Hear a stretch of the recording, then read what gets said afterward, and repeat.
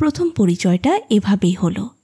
কয়েকদিন পরে এক সকালে বাড়ি থেকে বের হতে গিয়ে দেখি আমার কন্যা মিনি দরজার কাছে বেঞ্চিতে বসে অনর্গল কথা বলছে এবং কাবুলিওয়ালা তার পায়ের কাছে বসে হাসি মুখে তা শুনছে।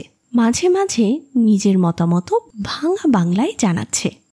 মিনির 5 বছরের জীবনে বাবার বাইরে এমন ধৈর্যশীল শ্রোতা সে পায়নি।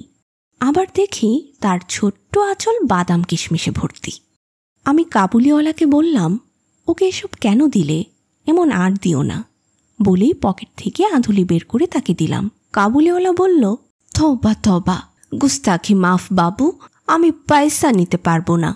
আমি বললাম, না রহমত, তা হয় না, এ তোমার বিক্রির জিনিস, এভাবে দেয়া উচিত নয়, তুমি এটা রাখো। রহমত বড় অসংকোচে আঁধুলিটা তার ঝুলির ভেতর ঢুকালো। বাড়িতে ফিরে এসে দেখি